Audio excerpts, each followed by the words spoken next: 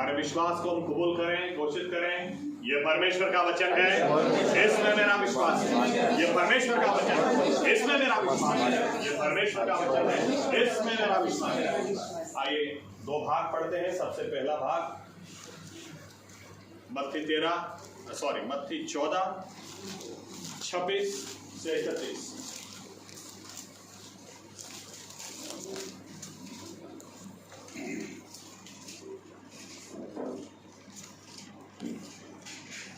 मत्ती 14 26 से 31। અને શિષ્યોએ તેને સમુદ્ર પર ચાલતો દીઠો ત્યારે તેઓએ ગાભરા થઈને કહ્યું, એ તો કોઈ ભૂત છે, અને બીકથી તેઓએ બૂમ પાડી. પણ તરત ઈશુએ તેઓને કહ્યું કે હિંમત રાખો, એ તો હું છું, બીહોમાં.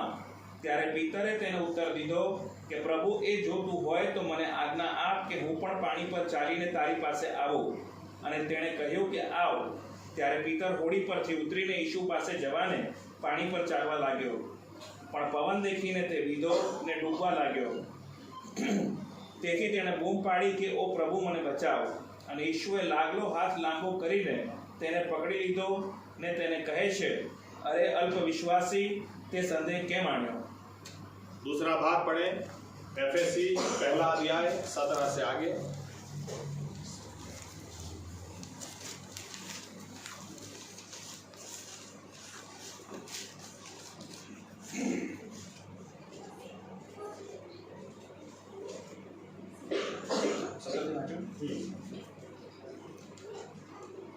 આપણા પ્રભુ ઈસુ ખ્રિસ્તનો દેવ મહિમાવાન પિતા પોતાને વિશેના જ્ઞાનને સારો, બુદ્ધિનો તથા પ્રગટીકરણનો આત્મા તમને આપે અને તમારા જ્ઞાનચક્ષુ પ્રકાશિત થાય કે જેથી તેના નોતરાની આશા શી છે, પવિત્રોમાં તેના વારસાના મહિમાની સંપત્તિ શી છે અને તેની મહાન શક્તિના સામર્થ્ય પ્રમાણે આપણો વિશ્વાસ કરનારાઓમાં તેની શક્તિનું મહત્વ શું છે તે તમે જાણો.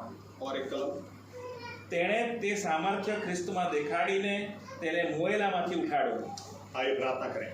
हमारे जीवित परमेश्वर प्रभु यीशु मसीह, दिल की गहराई से आपको धन्यवाद देते हैं। ये जो पढ़ा गया ये आपका वचन है, ये आपका कलाम है। हम विनती करते हैं प्रभु यीशु मसीह, आपका वचन है, इसे आप ही हमें समझाएं। पवित्र आत्मा को आप हम पर उड़ेल दें ताकि पवित्र आत्मा में वचन की सच्चाई में लेकर जाएं। हम प्रभु यीशु मसीहा जैसे हैं वैसे आपके पास आते हैं, लेकिन जैसे हैं वैसे के वैसे हम रहना नहीं चाहते। हम आपसे प्रार्थना करते हैं, हम आपसे विनती करते हैं कि आप प्रभु यीशु आज हमसे बात करें, आप हमसे व्यवहार करें, हमें ज्ञान, बुद्धि और समझ की आत्मा दें। Give us spirit of wisdom and revelation. आप प्रभु यीशु वचन की सच्चाई में हमें ले जाकर हमें मुक्त करें, स्वतंत्र करें, और हम भी उस स्वतंत्रता में बने रहें। ऐसे निर्णय हमारे पास हो, ऐसा अनुग्रह हमें दें। हमारी आंखों को खोले ताकि हम आपको निहार सकें, हमारे कानों को खोले ताकि आपकी आवाज को हम सुन सकें। भूख और प्यास के साथ आपकी ओर हमारी नजरें लगाए रखते हुए ये प्रार्थना हम प्रभु यीशु मसीह के नाम से करते हैं। साथ में कहेंगे आमीन। धन्यवाद प्रभु यीशु। बैठ सकते हैं अपनी जगह।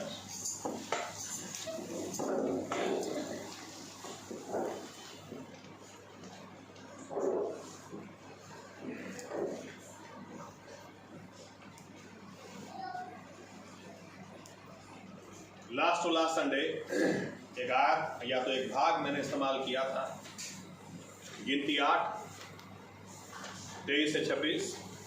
परमेश्वर की क्या योजना थी या तो क्या योजना है, इस्राएलियों को परमेश्वर ने बताया कि 25 साल से 50 साल की उम्र में तुमको सेवकाई करनी है, और जब 50 साल तुम्हारी उम्र हो जाए तो एक कदम तुमको हटना है और पीछे जो पीढ़ी तैयार हो रही उसको तुम्हें अगुवाई देनी है। आमीन। यानी या तो इस तरह से बोलो, आज हमें किसी ने पैदा किया है, हम इतने बड़े होने चाहिए कि हम दूसरों को भी पैदा कर सकें। आमीन। अब माँ बाप को कई बार समझ में नहीं आता है, बच्चों को एक कॉमन मिस्टेक में हर बार देखता हूं, जहां पर दादा दादी नहीं, ये बच्चे को इतना उड़ा उड़ा के रखेंगे, ये बच्चे को सर्दी जुकाम में भी बंद होता ही नहीं। लेकिन घर में दादा दादी हो तो तुरंत बोलेंगे अल्लाह आटलू ना ओढ़ा भाई, पर से वो से अंदर चुप।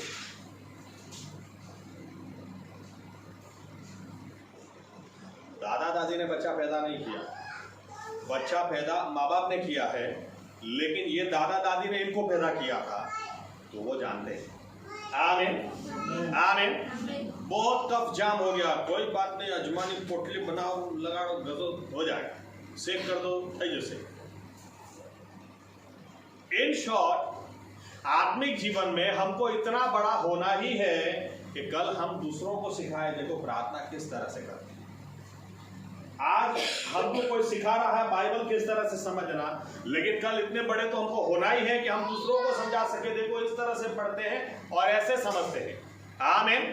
पूरी जिंदगी अगर हम बड़े ही नहीं हो रहे हैं तो बच्चा किधर से पैदा करेंगे? परमेश्वर की योजना क्या है? अगली पीढ़ी को ये पीढ़ी सिखाए, लेकिन ये पीढ़ी तभी सिखा सकती है जब ये खुद बड़ी हो। आमीन। और ये भी मैंने आपसे कहा था कि इंग्लिश में सर्विस लिखा है, गुजराती में सेवा होगा शायद, लेकिन हिब्रू भाषा में वहां पर शब्द का जो इस्तेमाल किया गया वो वॉरफेयर के लिए इस्तेमाल किया जाता है। यानी परमेश्वर को ऐसे सेवक सेविका चाहिए जो आत्मिक योद्धा हो, स्पिरिचुअल वॉरफेयर करना जानते हो। आमीन। अगर जानते नहीं है, इनको प्रार्थना करना नहीं आता है, चलो आज नहीं आता है, 10 साल के बाद तो आए। आज इनको दुष्ट आत्मा से डर लगता है, कोई बात नहीं, 10-15 साल के बाद तो ये लोग दुष्ट आत्मा निकाले। आमीन। बड़ा होना है और इसके लिए बहुत जरूरी, इसलिए पिछले हफ्ते परमेश्वर ने मेरे हृदय में एक बात डाली, जब तक अगर हमारा हर एक चीज को देखने का 2 नजरिए होते हैं।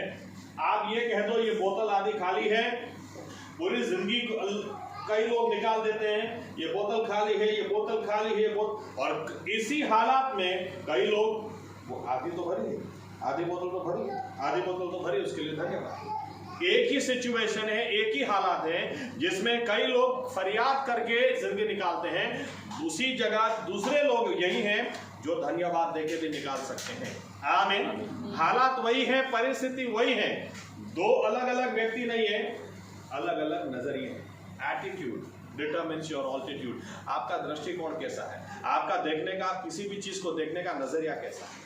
आमीन। इसलिए हमने देखा लाल समंदर के आगे मूसा भी खड़ा था, मूसा के आगे भी लाल समंदर था, मूसा के पीछे भी मिस्र का सैन्य था, इजरायलियों के सामने भी वही लाल समंदर था और इजरायलियों के पीछे वही मिस्री लोगों का सैन्य था, सैनिक थे।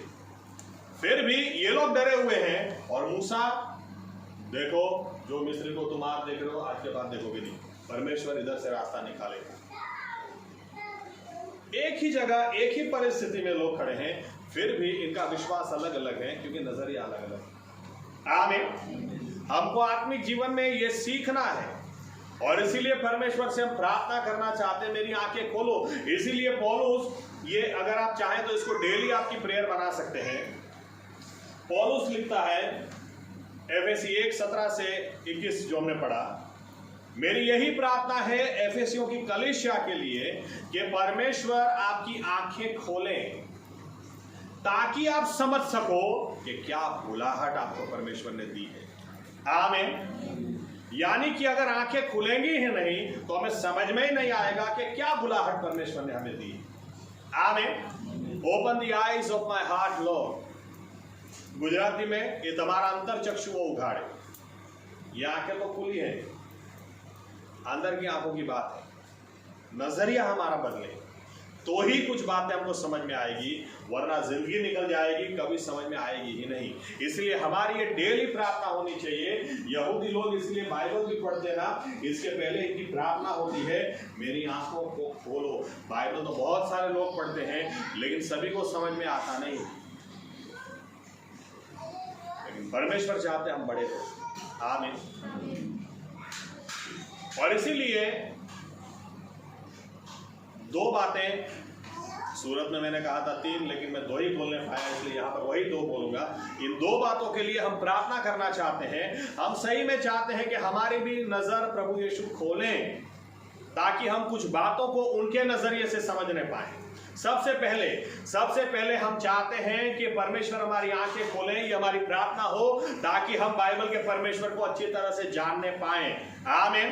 देखो यहाँ पर क्या लिखा है, यहाँ पर ये तुमने बुद्धि જ્ઞાન અને પ્રકટીકરણનો આત્મા આપે. He shall give you a spirit of wisdom and revelation. Revelation क्या है, प्रकटीकरण क्या है, इसका मतलब क्या होता है? पूरा पुस्तक ही है हमारे पास तो वैसे प्रकटीकरण नाम का रेवलेशन. लेकिन पुराने जमाने में जब थिएटर्स वगैरह नहीं थे, नाटक चलते थे. नाटक जब चलते थे तब पब्लिक आकर इस साइड बैठती थी नाटक देखने के लिए. स्टेज के ऊपर सब लोग रेडी हो जाते थे, फर्नीचर, एक्टर्स, लेकिन बीच में पर्दा रहता था. और जब नाटक शुरू हो तब पर्दा हटना शुरू हो. और जब पर्दा हटना शुरू होता था तो पब्लिक को स्टेज के ऊपर धीरे धीरे धीरे धीरे धीरे दिखना शुरू होता था. रेवलेशन का मतलब यह होता है जो पहले से है लेकिन हमारे और उस चीज के बीच में पर्दा है. जब पौलुस बोलता है ना, प्रार्थना करो कि परमेश्वर तुमको बुद्धि का और प्रकटीकरण का आत्मा दे, यानी जो बातें ऑलरेडी परमेश्वर ने रखी हैं उसके ऊपर से पर्दा हटे ताकि तुमको दिखाई दे, ताकि तुमको समझ में आए कि क्या बुलाहट उसने आपको दी. आमीन, आमीन. याद रखना, बहुत सारी ऐसी बातें हैं लेकिन हमारे और उस चीज के बीच में पर्दा है, इसलिए हमको दिखती नहीं, इसलिए हमको समझ आती नहीं. और इसलिए ये प्रार्थना जरूरी है कि प्रभु यीशु मुझे प्रकाश दे, मुझे उजियाला दे. उदाहरण के तौर पर का बात काफी पुरानी है, लेकिन एक बार एक घर के अंदर में गया तो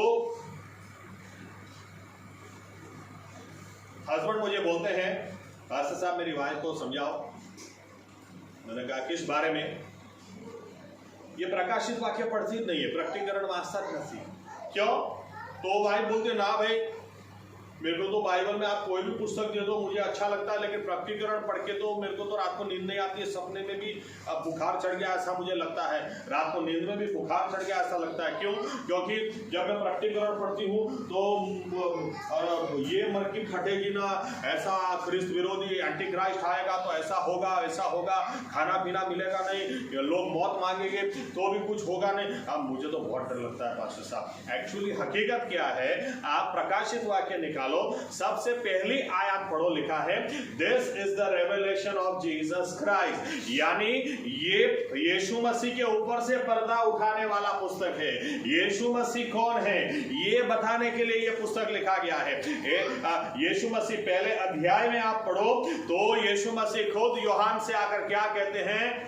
अल्फा और ओमेगा मैं ही हूँ. आमीन. आपने पुराने नियम में पढ़ा था कि परमेश्वर के बारे में लिखा है वही आरंभ और वही अंत है, लेकिन मैं तुमसे कहना चाहता हूँ वो अल्फा और ओमेगा मैं ही हूँ. दूसरा तीसरा अध्याय आप पढ़े तो कलीसिया उसका सिर वो यीशु मसीह ही है. चौथा अध्याय आप पढ़े वही मेमना है जो सिंहासन पर विराजमान है और सारी सृष्टि की रचना उसी ने की है.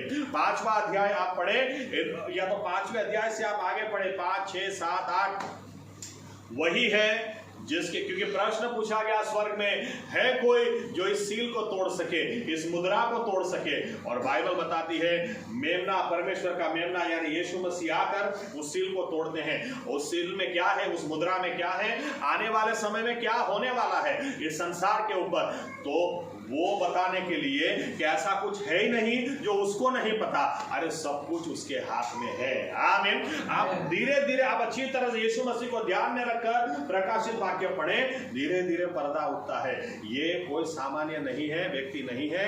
लिखा है उदाहरण के तौर पर 19वें अध्याय में आप आए, वही इसकी जान पर लिखा हुआ, इसके थाइस पर लिखा हुआ है the king of kings and the lord of lords. ये ही परमेश्वर का वचन है, शब्द है, यही राजाओं का राजा और प्रभुओं का प्रभु है. आमीन. 20वें अध्याय में यही है जो शैतान को हराकर बांध देगा. 21 में यही है जो नए यरूशलेम, नई पृथ्वी और नए आसमान की रचना करेगा. 22वें अध्याय में यही तो है जिसके साथ इसकी कलीसिया सदाकाल के लिए राज करेगी. आमीन. आमीन. यानी ये प्रकार अब बीच में ये मरकी हो गई ना, ये हो गया ना, वो हो गया ना. अरे भाई आप पूरा पिक्चर देखो, पूरा पर्दा हटने दो। नाटक तब तक शुरू नहीं होता जब तक पूरा पर्दा हट न जाए। पूरा पर्दा हटेगा तो एक बात समझ में आती है।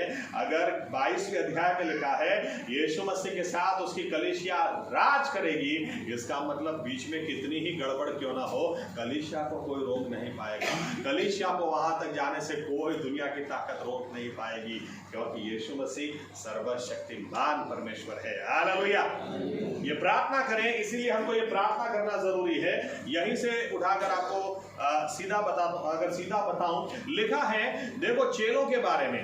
चेले, ये हमारी सबसे पहली प्रार्थना होनी चाहिए। प्रभु यीशु मेरी आंखों से पर्दा हटाओ, या तो मुझे open the eyes of my heart, मेरे हृदय की आंखें खोलो ताकि मैं आपको और अच्छी तरह से देख सकूं और मैं आपको और अच्छी तरह से जान सकूं। चेले जो यीशु मसीह के साथ में रहते थे, यीशु मसीह के साथ खाना खाते थे, यीशु मसीह के साथ इतना समय इन्होंने बिताया, इसके बावजूद अच्छा थोड़े ही समय पहले, ज्यादा टाइम नहीं हुआ, थोड़े समय पहले यीशु मसीह ने 5 रोटी 2 मछली से 5000 लोगों को, 5000 मर्दों को, पुरुषों को, और अगर यहूदी आंकड़ा पकड़े तो 15,000 से 40,000 के बीच में कुछ भी हो सकता है, क्योंकि औरतों को गिनो, बच्चों को गिनो, इतने सारे लोगों को यीशु मसीह ने 5 रोटी 2 मछली से खाना खिलाया। और अभी यीशु मसीह थोड़ी ही देर के बाद या तो कुछ घंटों के बाद ही पानी पे चल के आ रहे हैं। ये चेले क्या बोलते हैं? भूत, भूत। यीशु मसीह को बोलना पड़ता है भूत वाला ऊंचू। तो भी पतरस क्या बोलता है? अगर तू ही है तो मुझे कहे, मैं पानी पे आऊं। अभी भी भरोसा नहीं है भाई। आप देखें, हमारा भी आत्मिक जीवन ऐसा ही है। कई बार हमको लगता है यीशु मसीह 5 रोटी 2 मछली से जरूर खाना खिला सकते हैं, लेकिन वो पानी पे नहीं चल सकते। जो पानी पे चलता वो तो भूत ही होगा। हमारा यीशु मसीह बहुत छोटा कई बार हो जाता है।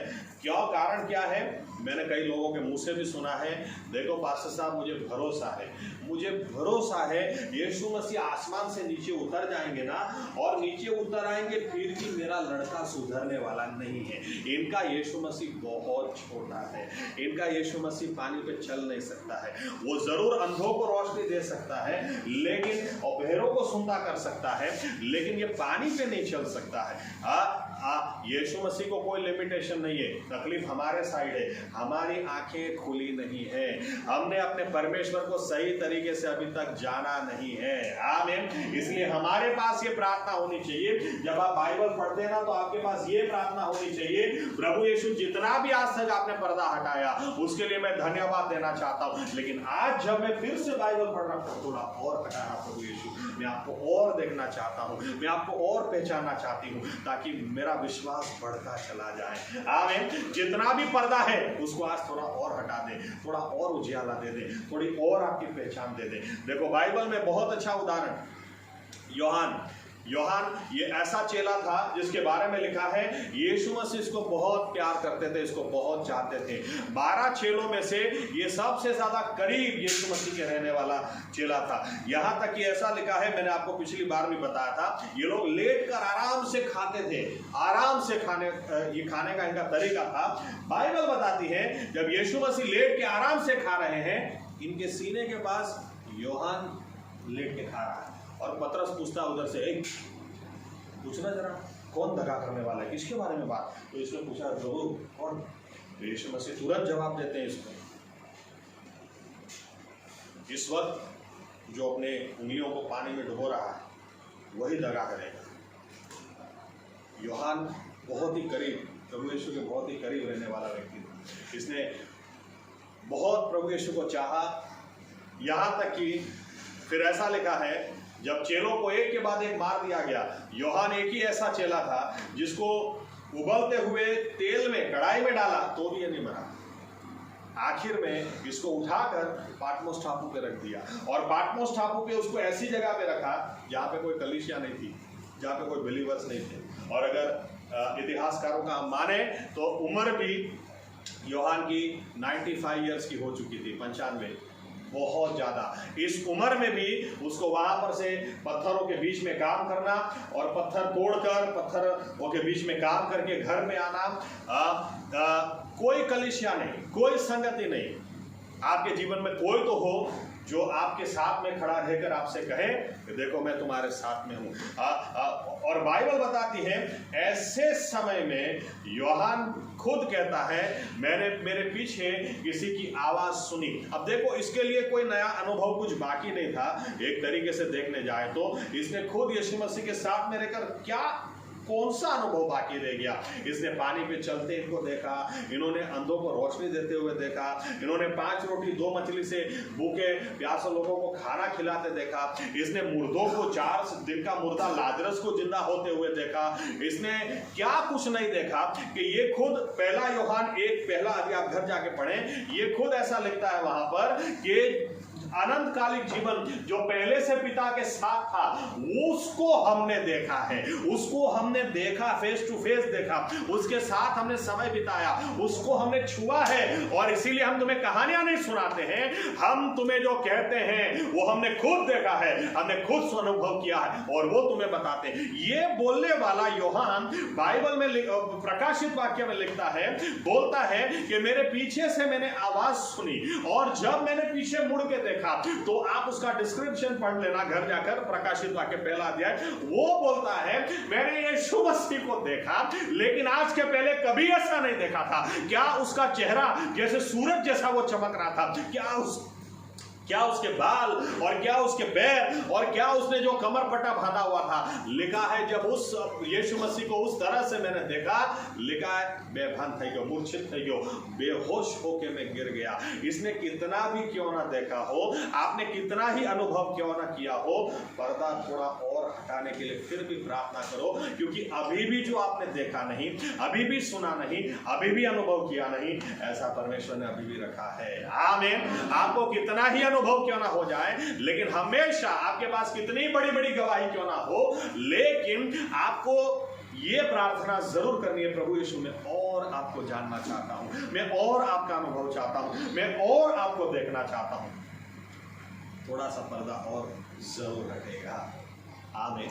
क्योंकि हमारा परमेश्वर कल्पना से भी ज्यादा बड़ा परमेश्वर है, इससे ऊपर है। आमीन। यूहन्ना ने कभी ऐसा देखा ही नहीं था। जिस यूहन्ना ने यीशु मसीह के साथ इतना समय बिताया, जो खुद बोलता है अरे अनंतकालिक जीवन को हमने देखा, हमने उसको छुआ है, हमने उसके साथ समय बिताया, वो खुद अपने बारे में लिखता है मूर्छित થઈ ગયો, गिर गया, सीधा उसके चरणों में बेहोश होके मैं गिर गया। आप सोचें, बेहोश होके गिर गया लिखता है और वहां सामने से आवाज आती है fear not for I am the alpha and the omega. डर मत, क्योंकि अल्फा और ओमेगा में, वाह क्या एक्सपीरियंस, क्या अनुभव। आमीन। ये प्रार्थना करें, खाली बाइबल पढ़ने के लिए नहीं पढ़े, कुछ नहीं मिलेगा, लेकिन ये भूख और प्यास के साथ प्रभु यीशु मैं आपको देखना चाहता हूँ, आपको और जानना चाहता हूँ। आमीन। अभी तक कितने ही अनुभव क्यों ना दिए हो, लेकिन प्रभु यीशु आज मैं फिर से जब पढ़ने बैठता हूँ, थोड़ा सा पर्दा प्लीज और हटाएं, मुझे बुद्धि और प्रकाश और प्रकटीकरण, give me spirit of wisdom and revelation, मैंने बुद्धि અને પ્રકટીકરણનો આત્મા આપો, પડદા થોડા और हटाओ। आमीन। यशाया, चलिए पढ़ते हैं यशाया 6 1 2 और 3। यशाया 6 1 2 और 3।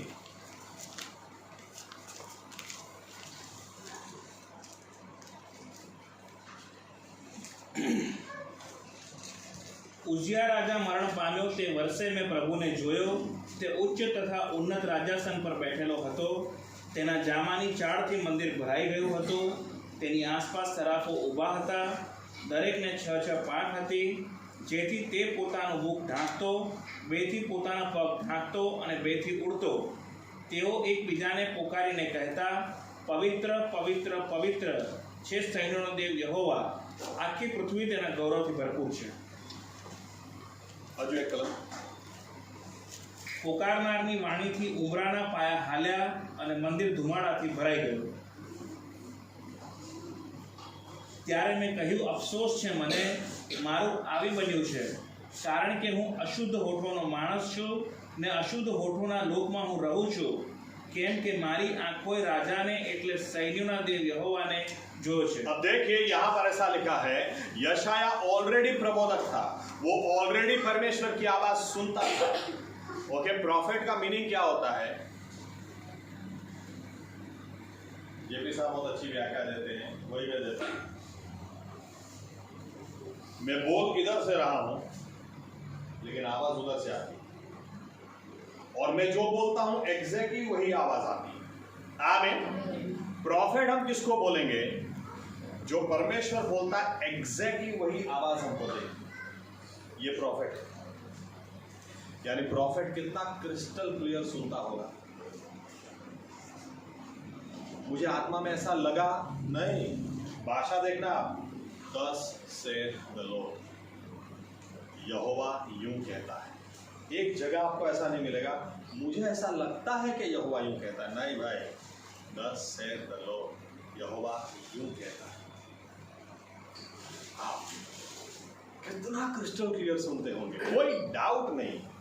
इसके बावजूद भी यशाया ऑलरेडी इसकी आप मिनिस्ट्री 5 अध्याय की इसकी मिनिस्ट्री हो चुकी है, लेकिन फिर भी अगर आपके पास भूख और प्यास हो तो पर्दा और थोड़ा हट सकता है। जो आज तक आपने देखा नहीं, सुना नहीं, ऐसा भी हो सकता है। यशाया के बारे में लिखा है, ये जो परमेश्वर की आवाज सुनकर इस्राएलियों के पास ले जाता था, ये उजिया राजा मरने के बाद परमेश्वर के मंदिर में गया, और मंदिर में गया तो परमेश्वर ने भी इसको एक नया एक्सपीरियंस दिया। लिखा है आसमान खुल गया और उसने स्वर्ग में क्या देखा?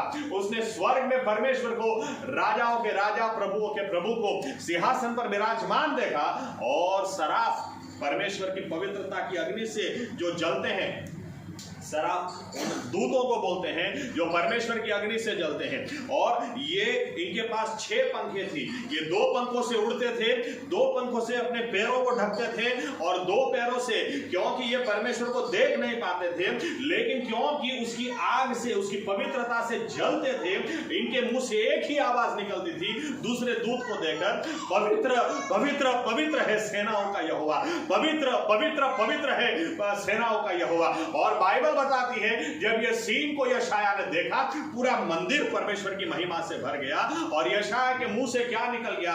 मैं परमेश्वर का महान नबी हूं, ऐसा नहीं, अरे मारो आई बनी हूं, मेरा केस फाइल हो गया, क्योंकि मैंने परमेश्वर को देखा जिसकी आवाज में आज तक सुनता था। मैंने सोचा भी नहीं था इतना महिमावन वो परमेश्वर हो सकता है। आमीन।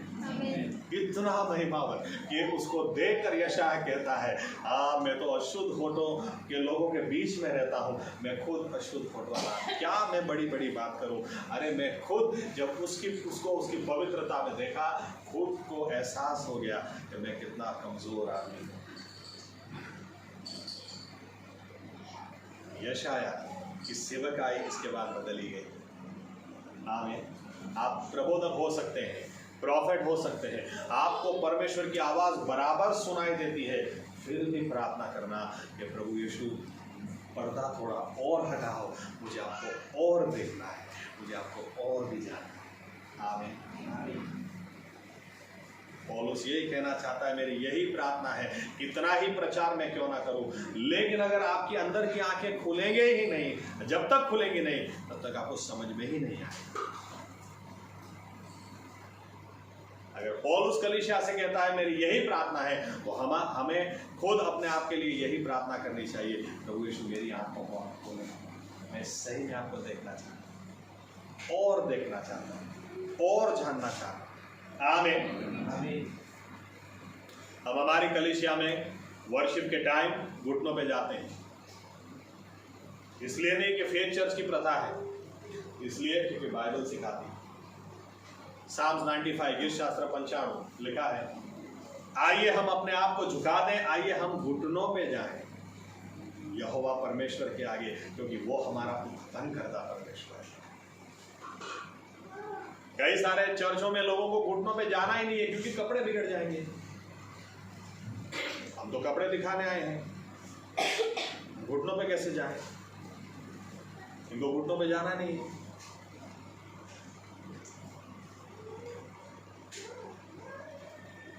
परमेश्वर को जानते ही नहीं, कभी ऐसा कोई अनुभव हुआ ही नहीं।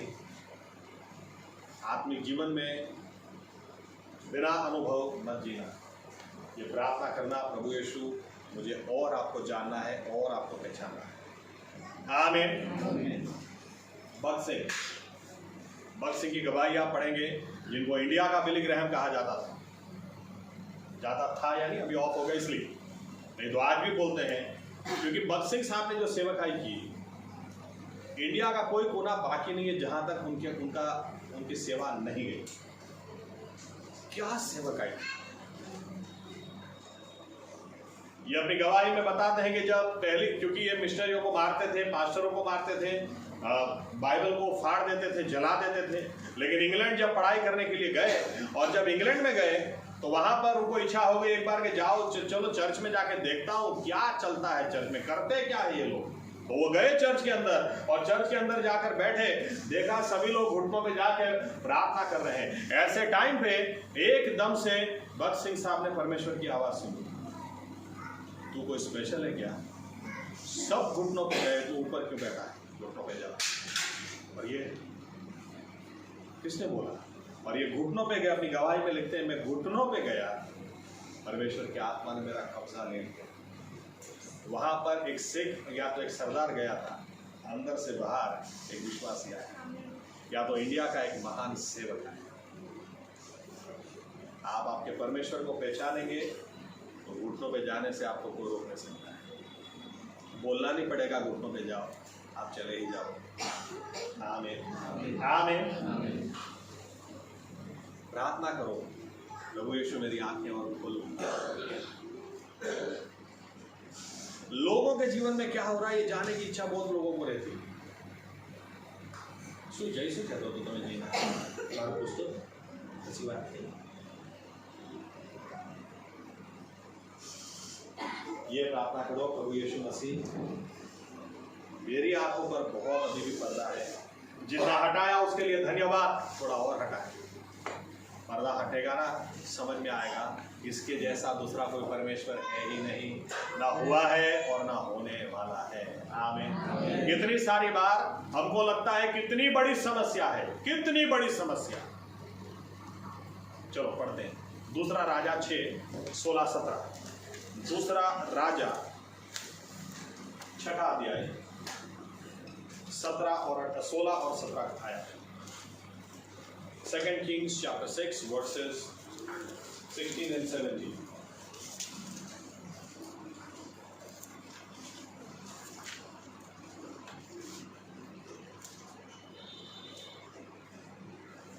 सोड़ में 17।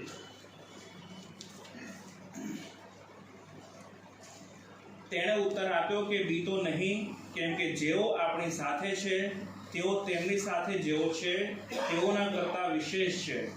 પછી એલીશાએ પ્રાર્થના કરી કે હે યહોવા, કૃપા કરીને એની આંખો ઉઘાડ કે એ જુએ। ત્યારે યહોવાએ તે જુવાનની આંખો ઉઘાડી, અને તેણે જોયું તો જુઓ, એલીશાની આસપાસ અગ્નિઘોડાઓથી તથા અગ્નિરથોથી પર્વત ભરાઈ ગયો હતો। ओके, स्टोरी बताता हूँ एक्चुअल क्या केस है। अब ऐसा लिखा है, 6 अध्याय पूरा घर जाके पढ़े आप। सीरिया का राजा बेन-हदद ये बार बार अपने राज्य में या तो अपने घर में प्लानिंग करता था कि किस तरह से इजराइल के राजा के ऊपर अचानक हमला कर दिया जाए, उसको मार दिया जाए और इजराइल कब्जे कर लिया जाए। और यहां पर वो जो भी प्लानिंग करता था, एलीशा जाकर राजा को बता देता था वो बेन-हदद ऐसा प्लानिंग कर रहा है, तुम संभाल लेना। इतनी सारी बार इसके प्लानिंग फेल हो गए। इसके बाद ये बेन-हदद एक दिन अपने दरबार में चिल्लाता है, अरे कौन है जासूस यहाँ पे, कौन है दगाखोर, इधर की बातें उधर जाके बता देता है। तब उसका खास आदमी उसको बोलता है, राजा हमारे बीच में कोई दगाखोर नहीं, कोई जासूस नहीं है, लेकिन उनके पास एलीशा है। तू अपने घर के अंदर भी, अपने रूम में भी जो बात करता है उसका परमेश्वर उसको वहां पर दिखाता है, और वो अपने राजा को जाके बता देता है। तो राजा बोलता है, अच्छा वो एलीशा ही काटा है, यही जड़ है, हटाओ इसको, पकड़ के लाओ। पता किया किधर है, दाथान में, जाओ जाके पकड़ो। अब ये लोग रात को सो गए, सुबह उठ के देखा तो चारों बाजू सीरिया के राजा का सैन्य खड़ा है। अब यहां पर भी वापस यही हालात है, एक ही सिचुएशन है, एक ही परिस्थिति है। एलिशा एकदम बिंदास है, लेकिन उसका नौकर, उसका हार्ट फेल होने की तैयारी में। बचेंगे कैसे? देखो तो सही। कई बार हमको लगता है, कई बार लोग बोलते भी हैं, पास्टर साहब ये तो सिचुएशन सॉल्व ही नहीं हो रहा, हमने 3 दिन फास्टिंग प्रेयर किया। अरे 3 दिन फास्टिंग प्रेयर करो, 3 दिन और कर लो, उसके बाद 3 दिन और कर लो, कुछ होने वाला नहीं। ये प्रार्थना करो, प्रभु यीशु मेरी आंखें खोलो,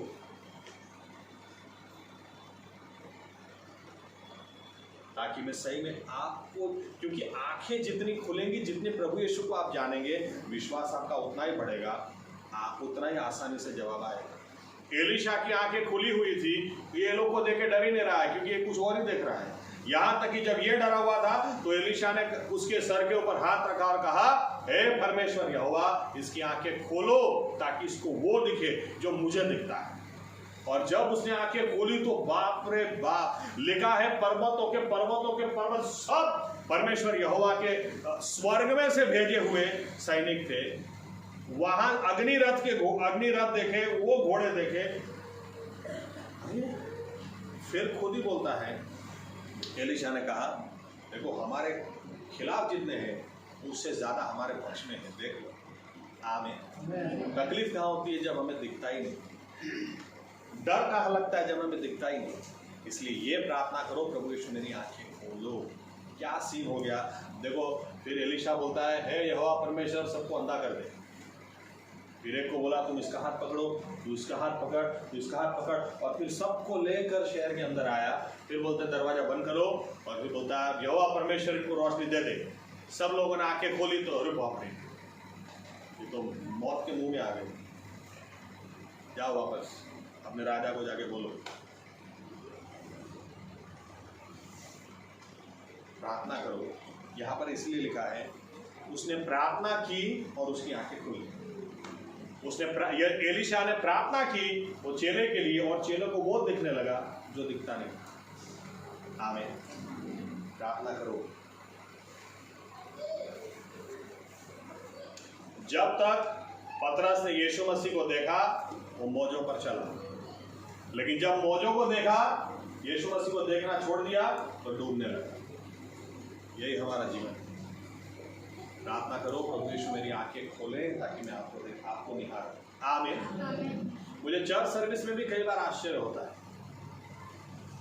मुझे शुरू में जेपी साहब ने जब अगुवाई दी, जेपी साहब क्या बोलते थे पता है? अपने वर्शिप कराते ना, आंखें बंद नहीं करते, लेकिन फिर भी मैं आंखें बंद करता हूँ। क्यों? क्योंकि मुझे चर्च के लोगों को देखकर दिमाग खराब होता है।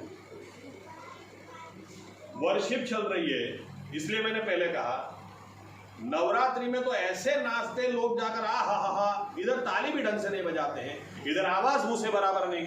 तकलीफ का आपने परमेश्वर को देखा ही नहीं। अगर आपको पता हो, जहां 2 या 3 परमेश्वर की प्रभु यीशु से नाम से इकट्ठा हो, वहां पर यीशु मसीह होते हैं। आराम से चर्च में कई बार लोग घूमते भी हैं। कैसे घूम सकते हैं आप? अरे यशाया ने जिस परमेश्वर को देखा ना, उसकी हजूरी में हम हैं। सीधे बैठ नहीं सकते। अभी कुछ टाइम पहले मैंने एक जन को बोला, कुर्सी ली, ऐसे बैठकर पैर ऐसे ऊपर। क्या बात है यार, कौन से चर्च में तुम जाते हो? कौन से परमेश्वर की हजूरी में हो? जरा मुझे भी समझाओ, मुझे भी पता चले। यहाँ पर हम घुटनों पे जाना सिखाते हैं, इसलिए हम चाहते हैं चर्च में थोड़े पहले आओ, प्रार्थना करो, अपने हृदयों को तैयार करो, ताकि आपको ये एहसास रहे कि मैं कौन से परमेश्वर की हजूरी में खड़ा हूँ। जेब कट गई होगी तो भी आप गाओगे, कितना ही नुकसान क्यों ना हो, फिर भी आप धन्यवाद दोगे, क्योंकि आपकी आंखें खुली हैं और आप देख रहे हैं कि आप परमेश्वर है मेरा। आमीन। प्रार्थना करें, प्रभु यीशु मुझे आपको और भी जानना है, आपको और भी पढ़ना चाहते हैं, मेरी आंखें खुलें। आमीन। दूसरा पॉइंट, इसके ऊपर मैं काफी बोल सकता हूँ, लेकिन दूसरा पॉइंट वेरी वेरी इंपॉर्टेंट, इसके साथ ये भी प्रार्थना करना सीखें कि प्रभु यीशु मसीह मेरी आंखें खोले, ताकि मुझे ये पता चले मसीह यीशु में मैं कौन हूं। आमीन। क्योंकि कई बार हमको यही समझ में नहीं आता कि हम कौन हैं।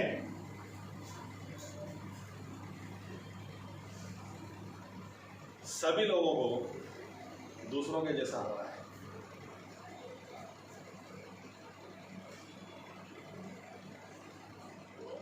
हमारे ऊपर मारा भी ऐसे ही चलता है। फेयर एंड लवली लगाओ, 6 दिनों में गोरी त्वचा, 7वें दिन से लड़के आपको पसंद करेंगे। लड़कों को क्या सिखाते हैं? लड़कियां दूर भागती हैं, एक्सलेंट, 4 आ जाएंगे। ये क्या? तो फेयर एंड लवली की इतनी ऐड करते हैं कि जो सही में जिनका कलर वाइट नहीं है, गोरे नहीं है, इनको क्या लगता है मुझे तो कोई लड़का मिलेगा ही नहीं, कलर मेरा। और फेयर एंड लवली इसको तो पूरा कर नहीं सकता। 6 दिन क्या 6 साल लगाओगे तो भी गोरे नहीं होंगे, तो मेरा क्या होगा? इसीलिए ज्यादातर लड़कियों को हीरोइन जैसा होना है, लड़कों को हीरो जैसा होना है। यहां तक कि क्योंकि मैं काउंसलिंग ज्यादा करता हूं तो मुझे ये भी पता है, अगर एक लड़के ने छोड़ दिया लड़की को, मान लो छोड़ दिया, तुरंत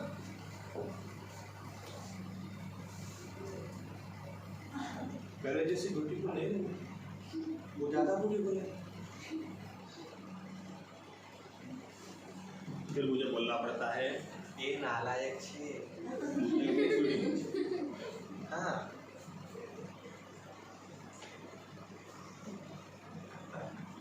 लेकिन ये सच्चाई है जिसको इंग्लिश में बोल सकते हैं आइडेंटिटी क्राइसिस है। हमको यही नहीं पता कि मैं कौन हूँ, मसीह यीशु में मैं कौन हूँ। और ये अभी की बात नहीं है, आरंभ से शैतान ने इसी पर हमला किया।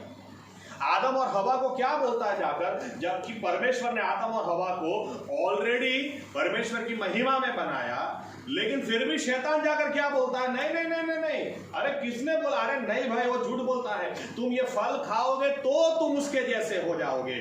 उसने सीधा प्रहार उनकी पहचान पे किया, आइडेंटिटी पे किया। तुम परमेश्वर जैसे हो ही नहीं, तुम ये फल खाओगे ना तो उसके जैसे हो जाओगे। जबकि शैतान झूठा और झूठे का बाप। आमीन। लेकिन तकलीफ कहां होती? हमने बचपन से क्या सुना है? अपने घर से ही गधेड़ो, वागरी, नालायक, तुझसे नहीं होगा, तुझे झाड़ू पोछा करने की भी जॉब कोई नहीं देगा, अरे तुझसे शादी कौन करेगा? 3 बच्चे हैं, पहला फर्स्ट नंबर लाता है, ये छोटी वाली भी फर्स्ट नंबर लाता है, ये बीच वाला तेरा तो कुछ होगा ऐसा मुझे लग ही नहीं रहा।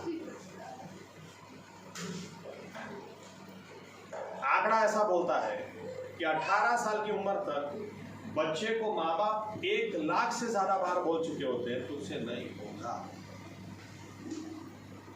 1 लाख से ज्यादा बार। फिर यही माँ बाप, इनको समझ में नहीं आता है कि मेरे बच्चे के पास आइडेंटिटी क्राइसिस है, मेरा बच्चा वो कंफ्यूज है, उसको समझ में नहीं आ रहा है मैं क्या करूं, क्योंकि उसको आइडेंटिटी क्राइसिस है, उसको यही नहीं पता कि मैं कौन हूं। उसको बोल बोल बोल बोल बोल बोल बोल बोल आपने खत्म कर दिया। और फिर इसमें ऐसा ब्रेकअप हो जाए तो, जैसे कुछ वर्षों पहले की बात है, एक लड़की ने फेसबुक पर लिखा था, उसका ब्रेकअप हो गया होगा तो लिखा था सारे लड़के एक जैसे ही होते हैं। नीचे किसी ने लिखा तुम एक को आजमाना था, सबको क्यों आजमाए?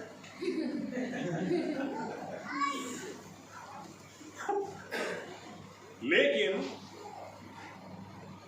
आइडेंटिटी क्राइसिस क्या है? एक लड़के ने छोड़ दिया तो लड़की को लगता है सब लड़के एक जैसे ही हैं, सब एक जैसे नहीं होते।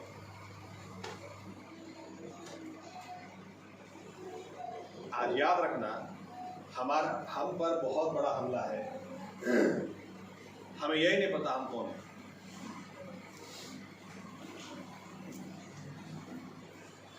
आयात पढ़ते हैं, भजन संहिता 139, 14-15।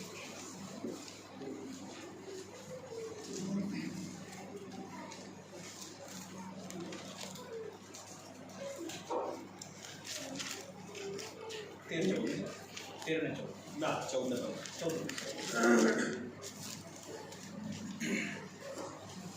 ભય તથા આશ્ચર્ય પમાડે એવી રીતે મને રચવામાં આવ્યો છે, માટે હું તારી આભાર સ્તુતિ કરીશ. તારા કામ આશ્ચર્યકારક છે, એ મારો જીવ સારી પેઠે જાણે છે. જ્યારે મને અદ્રશ્ય રીતે રચવામાં આવ્યો અને પૃથ્વી પર છેક નીચલા ભાગમાં વિવિધ કરામતથી મને ગોઠવવામાં આવ્યો, ત્યારે પણ મારું ખોડિયું તને અજાણ્યું ન હતું. देखिए, आपको ये पता होना चाहिए दाऊद अपने बारे में क्या लिखता है. I know I am fearfully and wonderfully made. मुझे भय के साथ और आश्चर्य के साथ परमेश्वर ने बनाया है. आमीन. ये मेरा घिसा पीटा डायलॉग है. जब किसी के साथ मैं काउंसलिंग करता हूं तो हमेशा मैं बोलता हूं सोना वो कीमती है, क्योंकि जिधर भी खुदाई करो धूल निकलती है, मिट्टी निकलती है, इसलिए मिट्टी को कोई वैल्यू नहीं है. जिधर भी खुदाई करो सोना नहीं निकलता है, सोना कम निकलता है, और जो कम होता है उसकी वैल्यू ज्यादा होती है. आमीन. फिर मैं बोलता हूं आप आईने में जिसको देखते हो तो एक ही पीस आपके जैसा न कोई हुआ है न कभी भी कोई होगा. Once in a lifetime piece. Dawood के शब्द में उसने मुझे बहुत ही भय के साथ मान के साथ बनाया, और बनाने के बाद आश्चर्य क्या पीस बनाया. वाओ.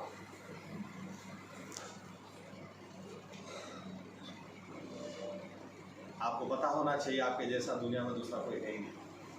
आमीन. यहाँ पर हम लोग क्या सोच के बैठे हैं, इसके जैसा मैं गा नहीं सकता, इसके जैसा मैं बजा नहीं सकता, इसके जैसा मैं बोल नहीं सकता, इसके जैसी फिगर मेरे पास नहीं है, इसके जैसी हाइट मेरे पास. कई लड़कियां सिर्फ इसलिए रोती हैं दीपिका पादुकोण को देखकर, मेरी तो हाइट बहुत. अरे आपको जो परमेश्वर ने बनाया है बराबर ही बनाया है. आमीन. आपको पता होना चाहिए आप मसीह यीशु में कौन है. आपके जैसा दूसरा पीस कोई है ही नहीं. यूनिक पीस है. आप ये सोच रहे हैं कि उसके जैसा मैं नहीं हूं या उसके जैसी मैं नहीं हूं. अरे परमेश्वर ने इसलिए आपको ऐसा, अगर परमेश्वर को भी वही चाहिए होता तो जेरोस को भी निकालता. परमेश्वर जेरोस नहीं निकालता. आमीन. उसने आपको इसीलिए यूनिक बनाया ताकि आप जो कर सकते हैं वो नहीं कर सकता, वो कर सकते वो आप नहीं कर सकते. जो आप कर सकते हैं दुनिया में कोई नहीं कर सकता. आमीन. आमीन. आमीन. इसलिए आपको पता होना चाहिए मैं कौन हूं. दूसरों को डिफाइन मत करने दो कि आप कौन हैं. दूसरे कहेंगे निष्फल है, इसका कुछ नहीं होगा, ये कुछ नहीं कर सकता, इसका कोई फ्यूचर नहीं है. लेकिन आपको पता होना चाहिए, आपके पास प्रार्थना होनी चाहिए, प्रभु यीशु मेरी आंखें खोलो, क्योंकि मुझे लोगों ने नहीं बनाया, मुझे आपने बनाया है. मुझे लोगों ने नहीं बचाया, मुझे आपने बचाया है. आप मेरी आंखें खोलो कि आपकी नज़र में मैं क्या हूँ, मैं कौन हूँ, ताकि मुझे पता चले. आमीन. पौलुस जिसकी आंखें खुल चुकी थी वो क्या बोलता है, बस यीशु जो मुझे सामर्थ देता है उसकी सहायता से मैं सब कुछ कर सकता हूँ. I can do all things. पौलुस के बारे में ऐसा बोला जाता है वो उसका कद काफी छोटा था. शायद ऐसा भी कद था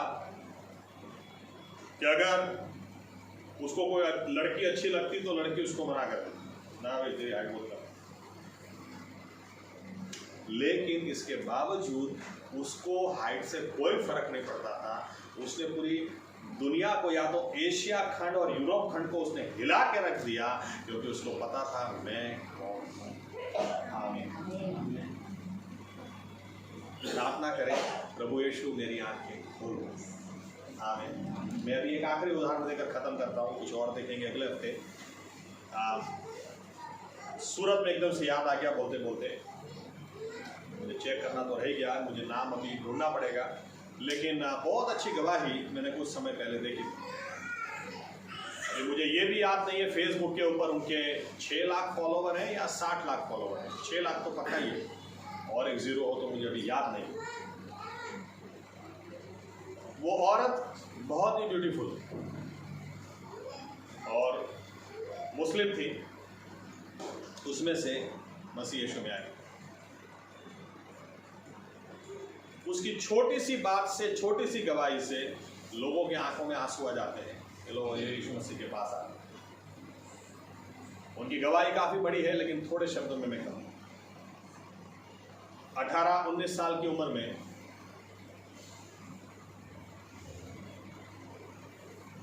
बाप किसके ऊपर रेप करता था। एक बूढ़े आदमी से शादी का प्रपोजल आया तो बाप ने पैसा लेकर उसको बेच दिया। वो बूढ़ा आदमी खुद भी उसके साथ सोता था, दूसरे लोगों को भी बांट देता था, जाओ तुमको जो करना है करो। लड़की उधर से भाग के आई अपने घर वापस। जाती तो कहाँ जाती, इससे तो मेरा बाप अच्छा है, इधर से भाग। बाप ने उसको हर रोज इतना पीटना शुरू किया कि उसके पास से मैंने पैसा लिया तो तू वापस कैसे आ सकती है, तुझे बेचा है। खैर, और एक शादी, 2 या 3 बच्चे भी हुए, 2 तो मुझे याद है। ये आदमी भी अपने दोस्तों के बीच इसको डाल देता था। वहां से भी भागी, फुटपाथ के ऊपर रह रही, कहीं नहीं जाऊं। इसके दिमाग में एक बात बैठ गई थी, मैं सिर्फ मर्दों के इस्तेमाल के लिए हूं, बाकी मेरा जीवन कुछ भी नहीं।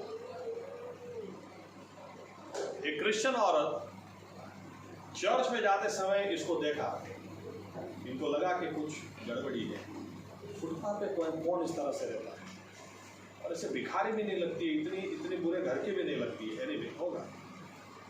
थोड़े समय बाद फिर से देखा तो ये औरत उसके पास जाके बोलती है कि आपके पास अगर रहने की जगह नहीं है, मेरा घर बहुत बड़ा है, आप मेरे घर में आके रहिए, फुटपाथ पे क्यों रहती है। ये औरत बोलती है एक ही शर्त में मैं आऊँगी, आप क्रिश्चियन हैं? हाँ मैं क्रिश्चियन। कभी भी मुझे घर पे आकर ऐसा फिर मत बोलना कि चलो मेरे साथ चर्च में, मैं चर्च में नहीं आऊँगी, अल्लाह मेरा परमेश्वर है, उसके अलावा मैं किसी को नहीं मानती। इन्होंने कहा कोई बात नहीं, मत आओ कभी चर्च में, लेकिन मैं काफ़ी दिनों से तुम्हें देख रही हूँ, तो मुझे ऐसा है कि मेरे पास पैसा भी है, घर भी मेरा बड़ा है, फुटपाथ पे क्यों रहना, मेरे साथ घर चलो, तुम आना चाहती हो तो चलो। ये गई। कुछ समय के बाद इसको खुद दिल में ऐसा हो गया कि मेरा खुद का बाप मुझे नहीं छोड़ता था, ये औरत तो इतनी पराई है, जानती भी नहीं, कोई जान पहचान नहीं, इसके बावजूद कि फुटपाथ से मुझे अपने घर में लाई। इतना प्यार कौन करता है आज के समय में, इतना ख्याल कौन रखता है। क्यों ना मैं सामने से एक बार इसको बोलूं कि मैं आपके साथ एक दिन चर्च में आऊंगी, वो भी थोड़ी खुश हो जाए। गई चर्च में। जिस दिन वो चर्च में गई उसी दिन परमेश्वर ने पवित्र आत्मा से उसको भर दिया। लंबी गवाही है, शॉर्ट में बता, लेकिन वो बोलती है जब पवित्र आत्मा से परमेश्वर ने मुझे भरा, मैं ऐसा मान चुकी थी कि मुझसे कोई भी प्यार नहीं कर रहा, लेकिन चर्च में जाने के बाद मुझे पता चला, अरे आसमान और पृथ्वी को बनाने वाला परमेश्वर मुझे चाहता है, वो मुझसे बहुत प्यार करता है। वो अनुभव ने मेरा जीवन बदल दिया। इंटरव्यू लेने वाला व्यक्ति इसको पूछता है, लेकिन जिसके साथ ऐसा हो चुका हो वो तो कितना उदास, कितना निराश, और आप तो अभी भी कितनी ब्यूटीफुल है। वो क्या बोलती है, जब मैं बाइबल पढ़ रही थी इस जगह पर मैं आई, साम्स 139 जो आयत हमने पढ़ी 14 और 15, इस आयतों को जब मैंने पढ़ा इन्होंने मेरा जीवन ही बदल दिया। मैं ऐसा सोच रही थी पहले, मेरी सोच ये थी कि क्या ईश्वर ने मुझे इसीलिए बनाया कि इसका बाप भी उसके ऊपर रेप करे, इसका हस्बैंड भी रेप करे, उसके दोस्त भी रेप करे, कि मेरा बाप भेज दे, इसीलिए बनाया। लेकिन जब वचन को मैंने पढ़ा कि मुझे तो भाई के साथ आश्चर्य के साथ परमेश्वर ने बनाया। मैं मसीह यीशु में बहुत ही यूनिक व्यक्ति, मेरे जैसा तो कोई है ही नहीं। इस सच्चाई ने मेरा जीवन बदल दिया। आज मैं एक बात जानती हूँ, शैतान कितना ही कोशिश क्यों ना करे कि तुम्हें तो इसीलिए बनाया था। मैं शैतान को बोलती हूँ, शैतान आज मुझे पता चल चुका है प्रभु यीशु ने मुझे किस लिए बनाया था, और वो सेवकाई मैं आज कर रही हूँ, और तेरे झूठ में से दूसरे लोगों को भी मैं बाहर ला रही हूँ। आपको पता होना चाहिए आप कौन है। प्रार्थना करो, प्रभु यीशु मसीह मेरी आंखें खोले ताकि मैं आपको देख सकूं और अच्छी तरह से, और अच्छी तरह से, और अच्छी तरह से जान सकूं। मेरी आंखें खोले ताकि मैं जान सकूं कि मैं कौन हूँ। आमीन। कि आपको पता ही नहीं है आप कौन है, तो लड़ाई क्या करेंगे, प्रार्थना क्या करेंगे, कौन सी दिशा में आगे कदम उठाएंगे? आपको पता ही नहीं है आप कौन। आपको पता होना चाहिए आपका परमेश्वर कौन है, और उस मसीह यीशु में आप क्या हैं। आमीन। आइए अपनी जगह खड़े हो।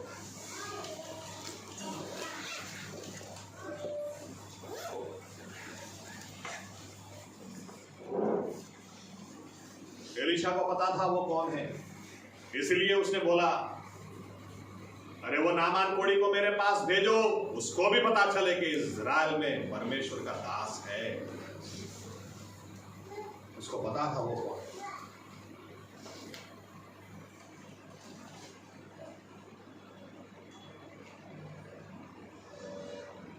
कितनी सारी लड़ाइयों में हमने चोटी खाई, जहां गवाही खड़ी होनी चाहिए हमने चोटी खाई, क्योंकि हमें पता ही नहीं है हम कौन हैं। प्रभु यीशु मसीहा, हम धन्यवाद देते हैं कि इस विषय को लेकर भी हम प्रार्थना करेंगे तो आप हमें जवाब देंगे। और इसीलिए पौलुस ने कहा, मेरी यही प्रार्थना है कि परमेश्वर तुम्हें बुद्धि और प्रकटीकरण की आत्मा दे, spirit of wisdom and revelation. वो पर्दा थोड़ा सा और हटाए तुम पर से, तुम्हारी आंखों को और खोले, ताकि सही में क्या बुलाहट तुम्हें दी है, अरे किसने बुलाहट दी है और क्या बुलाहट है, तुम उसको जान सको, पहचान सको। प्रभु यीशु मसीह हमारी आंखों को खोलें ताकि हम आपको और अच्छी तरह से निहार सकें, आपको और अच्छी तरह से हम पहचान सकें। वचन के द्वारा, वचन जब हम पढ़े हमारी आंखों को खोले, हम प्रार्थना करें हमारी आंखों को खोले, हम स्तुति आराधना करें हमारी आंखों को खोले, ताकि हमारा नजरिया बदलता चला जाए। प्रभु यीशु, और इस प्रक्रिया में हमारी दूसरी प्रार्थना भी आपके पास लाते हैं, हमारी आंखें खोलें प्रभु यीशु, ताकि हम समझने पाए कि मैं कौन हूं, हम कौन हैं। प्रभु यीशु, जिस तरह से दाऊद की आंखें आपने खोली कि दाऊद ने कहा, मैं जानता हूं, and that my soul knows very well that I have been fearfully and wonderfully made। मैं जानता हूं कि मेरे परमेश्वर ने भय और आश्चर्यजनक रीति से मेरी रचना की। हमारी आंखें खोले प्रभु यीशु, ताकि हम मसीह यीशु में कौन है, क्या है, ये बात को जानते हुए आगे बढ़ते चले जाएं, ताकि हमारे पास आइडेंटिटी क्राइसिस ना हो। शैतान ने आदम और हवा को जैसे मूर्ख बनाया, वैसे हम ना बने। हमें पता ही हो यीशु मसीह के लहू से हमारे गुनाह माफ हुए हैं, मैं परमेश्वर का बेटा हूं, बेटी हूं, अरे मेरा नाम जीवन की पुस्तिका में लिखा है। लोग क्या बोलते हैं मुझे फर्क नहीं पड़ता, मैं परमेश्वर का बेटा हूं, मैं उसकी संतान।